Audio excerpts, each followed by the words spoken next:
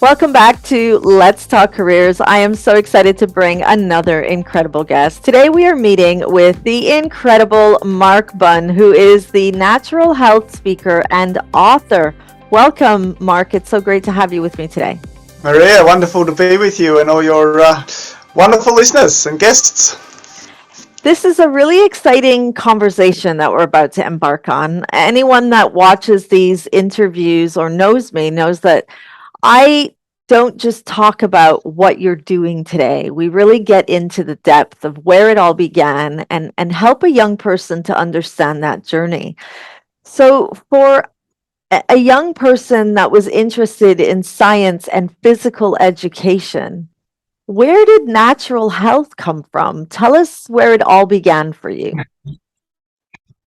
Well, it began with my darling mother when I was 16 years of age. I remember her giving me a book by a guy called Dr. Wayne Dyer, and the book was called You'll See It When You Believe It. And so it's the reverse of, usually we say, I'll believe it when I see it, but this was all about the mind-body connection way back in the, whatever it was, 1980s. And this fascinated me that, we can, in a way, control or influence our life and our destiny by what we do mentally. And so this got me into a sort of a field of investigating the whole mind-body medicine side of things. That led me to something called Ayurvedic medicine, which is a traditional Eastern healthcare system. And while I was playing football, which was my sort of dream as a young boy, all I wanted to do was play professional football. Wasn't interested in girls so much at that time, but I wasn't the best athlete. I always had to sort of look for every little avenue or nuance to help my performance. And so this whole area of mind body medicine and meditation and the Eastern traditions of wellness and performance really fascinated me, and I tried to integrate those into my playing, and then that inspired me once I finished my playing career to sort of go into it more as a profession. I really appreciate that you brought up when I was finished with my football career. That's something that I hear a lot of young people concerned about. First, being a professional sports player is a very popular career aspiration for a young person. Then there comes the self Yes. doubt and the fear of what if I'm not good enough? What if I can't make it? And when we overcome that, young people think, well, my parents are concerned because they think, it won't last forever. What am I supposed to do after? They think that I need to really think about that as a young person. What would you say in response to that? Were you prepared? It sounds to me like you were really thinking about it, but if you go back to that younger time, I'm sure in the momentum of that career, was that always a thought in your mind, or did you only really take it to the forefront when you had to? Well, firstly, it's a wonderful, wonderful question because it is something that's very common for parents particularly, and I would have to be honest and say no, I didn't plan it ahead. I didn't sort of have this idea that once I finish football I'll have this smooth progression. I, in a sense, was lucky that I wasn't a superstar athlete.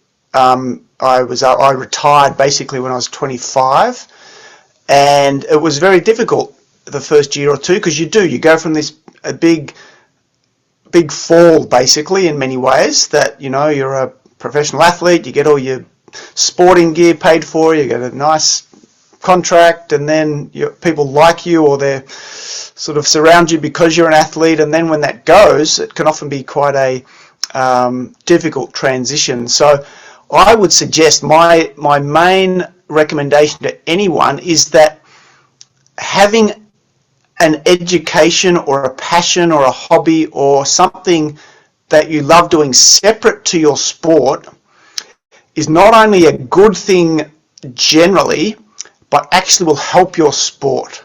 So often the kids that are listening might think, I want to be a golfer or a tennis player or a netball, whatever it is. I've got to devote my whole life to that. And they'll hear self-improvement experts saying you've got to be single-minded and focused. I would actually say it will help your performance by having some secondary outlet, because sport is so saturated, media focus. If that's all you have, then it actually drives a level of anxiety and fear, because you've got no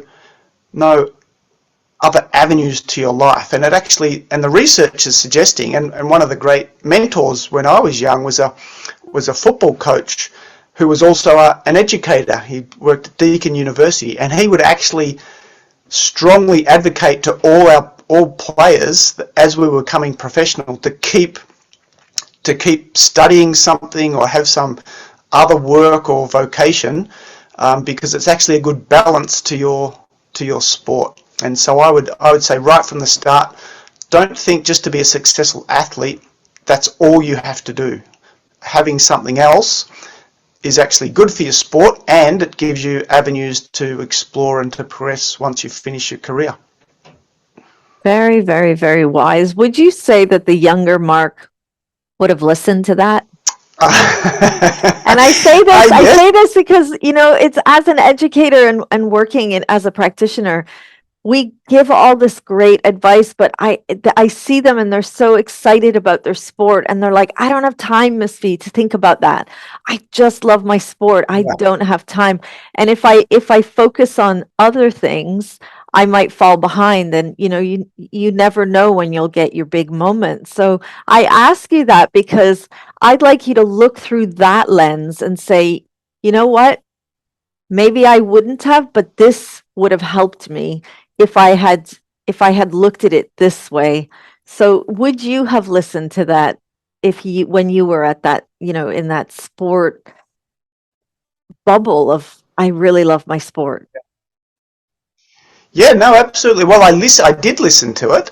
As I said, the mentor that mentioned that, but I also take your point, and it's not that the two focuses have to be even by any means. It's like, if sport, and the way you even described it, they're so passionate about it, and so this is great. This is a good sign that it's something that is going to be fulfilling and possibly successful. That might be 80 to 90% of someone's focus and energy and attention, but just so the secondary focus might be just 10 or 20% or of that. So but yes, it's all about the thing that I talk about now, which is not related to sport, but in my Eastern training, in the East they have a concept called Dharma, particularly in the Vedic view of life, which is my Eastern training, and Dharma is our higher purpose. And so that's the real key. If sport and a career in sport is part of our sort of higher purpose for being here, then fine, you can have an almost exclusively 100% focus on it. But most of us have a sort of a palette, it's sort of like a combination of various things we do which presents our purpose. A parent, for example, as we get older, people start a family, being a parent is part of that purpose, but it doesn't mean you're not also a doctor or a musician or a community worker or whatever it is. So yeah, I think it's just where we allocate our time and resources, and certainly a single-minded focus is good, but just having some sort of balance outside of that is also important. Amazing. Okay, I'm going to zoom you forward to what you're currently doing. Tell us about how you became an author and why you decided that you wanted to take your words and put them out there. Yeah, well, I was playing professional sport, Australian rules football, and my very first year, I was 19 years old, I learnt something called transcendental meditation, which to a 19-year-old 30 years ago seemed really weird, but it was wonderful. I absolutely loved it. It really helped my sport, it helped my study, just less stress, more focus. And the teacher who taught me a couple of years later gave me a book, and it was all about Ayurvedic medicine, this sort of timeless ancient system of knowledge, how it looked at sport and exercise performance.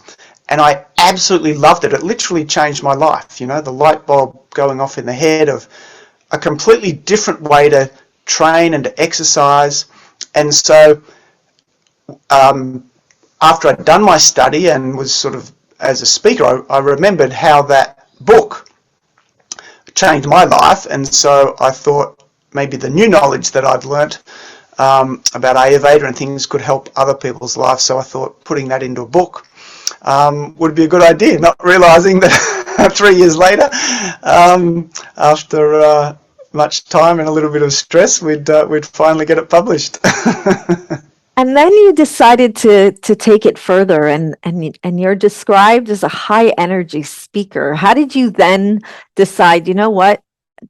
I just don't want to write. I want to share it. I want to get on that stage. Where did that come into play?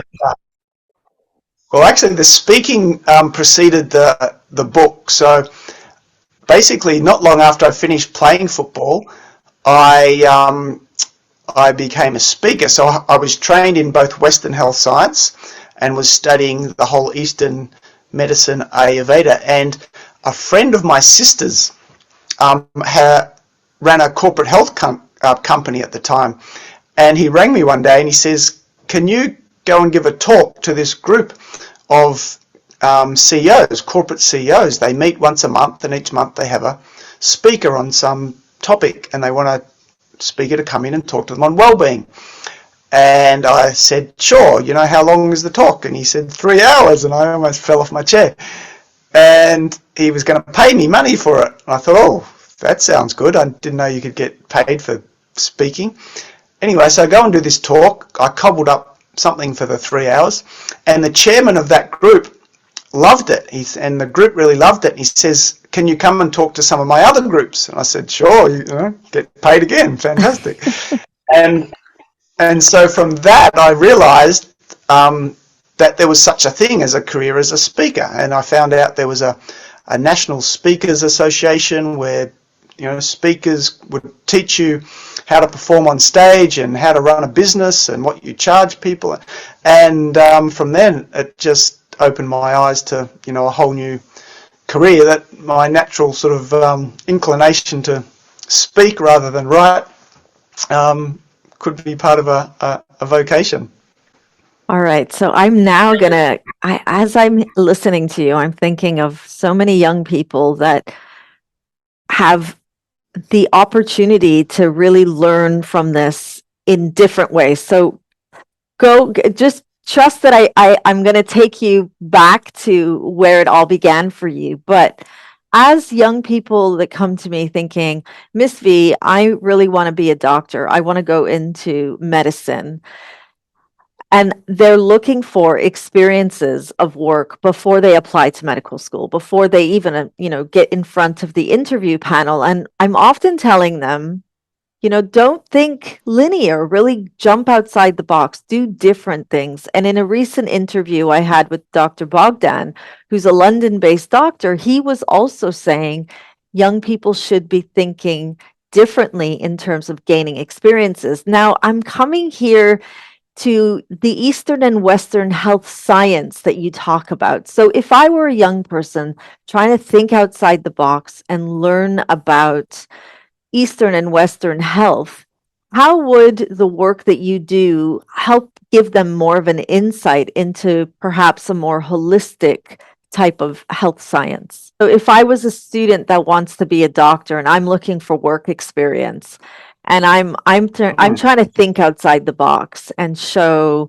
you know what, the world tomorrow is not what the world was like 50 years ago, and medicine is no longer just scientific and physically taking. There's holistic therapies that more and more people around the world are turning to, especially when they have terminal illness. It's not uncommon to see holistic therapies being combined with scientific therapies.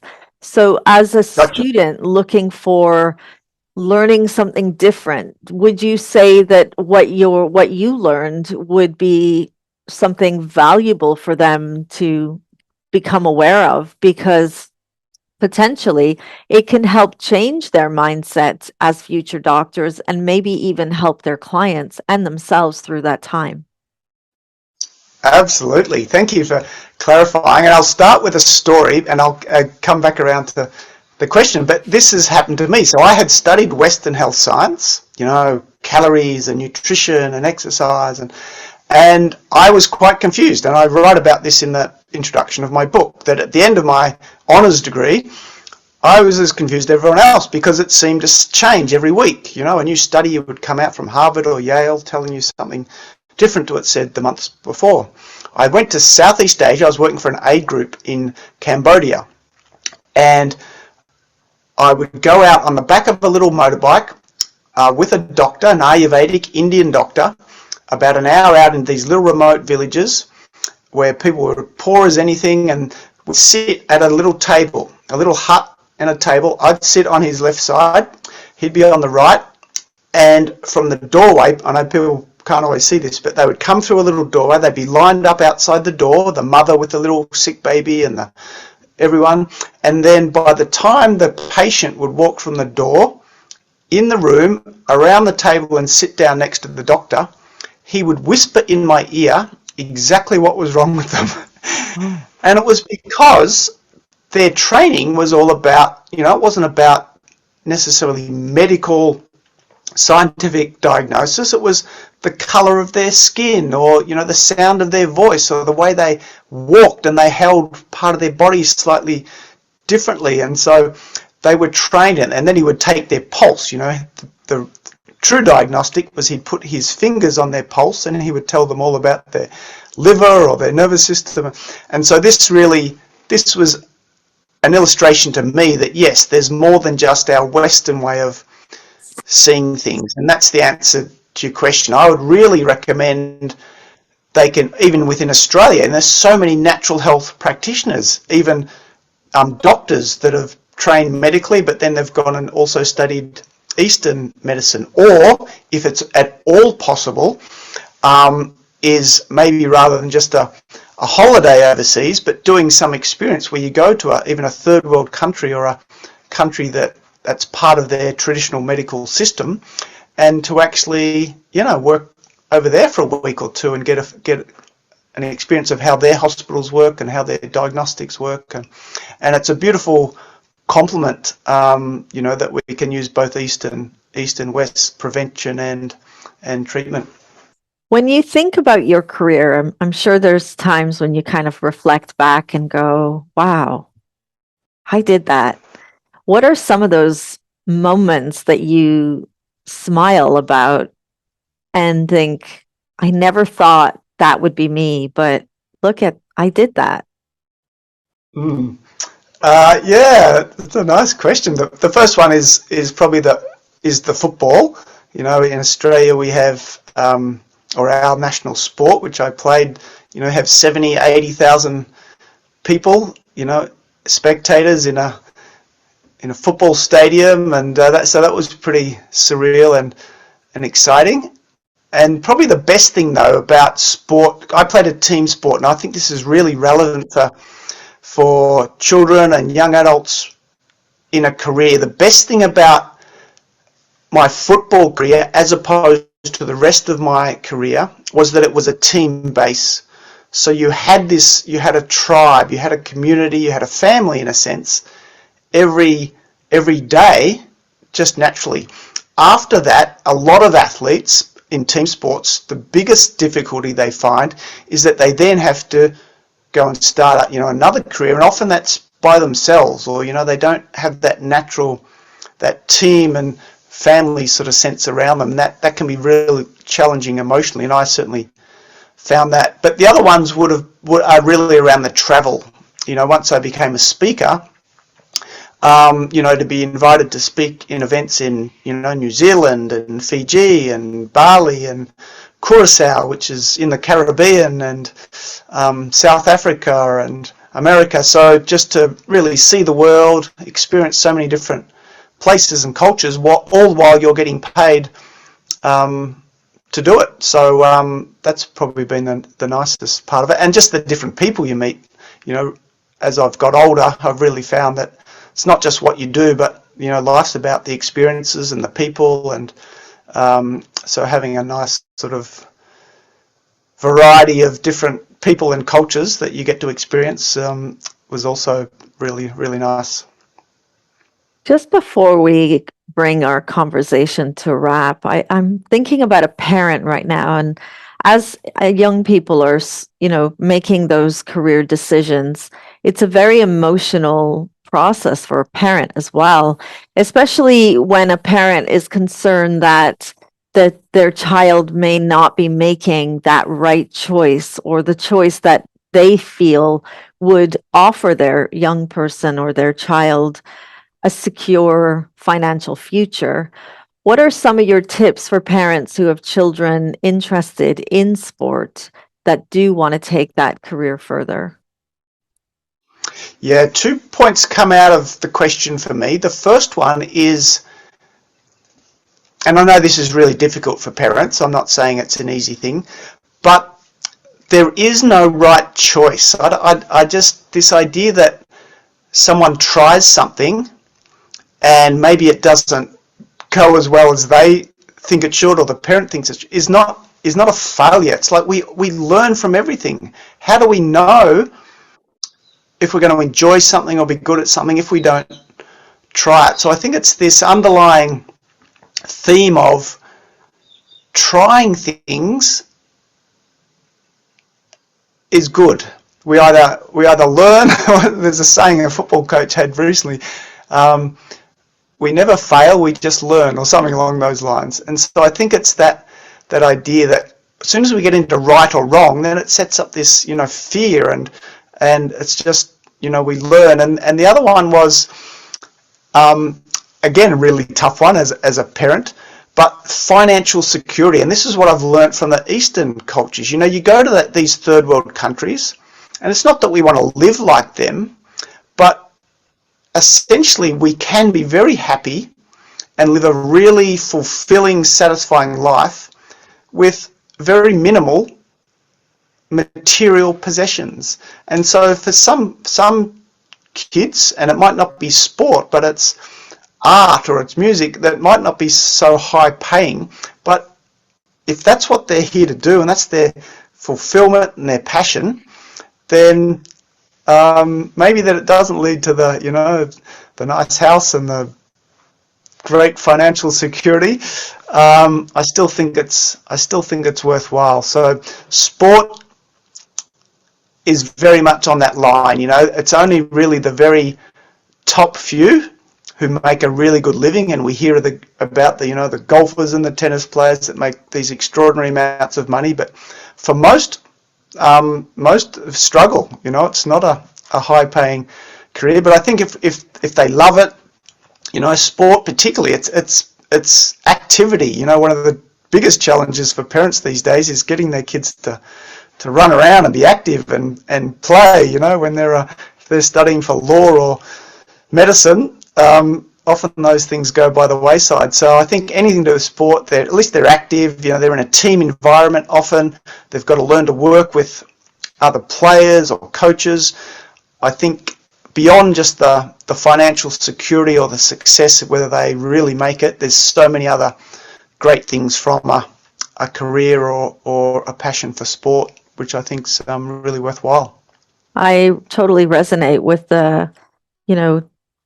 let them try something and see how it feels as it goes through. And you're right. Sometimes what one thinks is a financially stable, liable career for another can be a very long, heavy journey of forcing themselves to have to go to work. And as a practitioner, if you're not happy at work, I can't see fulfillment in life because we spend so much time at work. And for many people, their career becomes their identity. But that's a whole different conversation. Mark, you believe that if you do something because you love it, you say have a natural talent for it and feel that you're serving and helping people because of it. Why is it important for you to be helping and serving other people through one's career?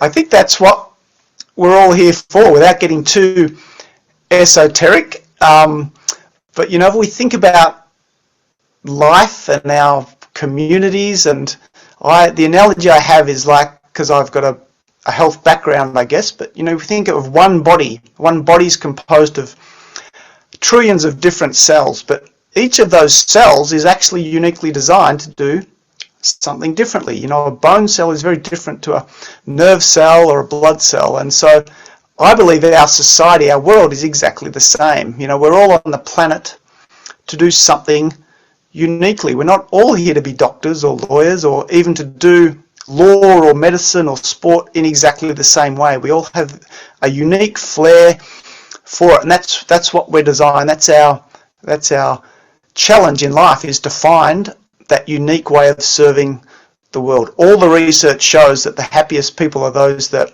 live to contribute in some way to the bigger picture, or to help others. But it's not just helping them, it's helping them in a way that we're uniquely designed, and that's where we get into flow states and things that, again, we won't go into, but then it's not a stress for us, it's enjoyable for us, it's what we're here to do, and then we also make the greatest contribution to the welfare of others. So it's a nice way to leave it, probably. What I'm taking away from today's conversation is helping a young person begin to understand that bigger purpose. And I think that takes a lot of self-reflection. I think that also takes a lot of experiences of life. And for some people, that could be a lifelong journey, and that's what a career journey is all about. Thank you so much for being with me here today, Mark, and sharing your career insights and some of your awarenesses that you gained along the way. If we want to find you and reach out to you and find your book, how can we do that? Yeah, my website is markbunn, BUNN.com.au. That has everything on it about, talks and books and things, but Amazon also, people can get the book Ancient Wisdom for Modern Health, just searching on Amazon. But either of those two, and happy to help anyone who wants to reach out. Thank you so much. And that brings us right to the end of another incredible conversation. Today we were speaking with Mark Bunn, who is a natural health speaker and author. Thank you for watching, and I'll see you at our next Let's Talk Careers with Miss B.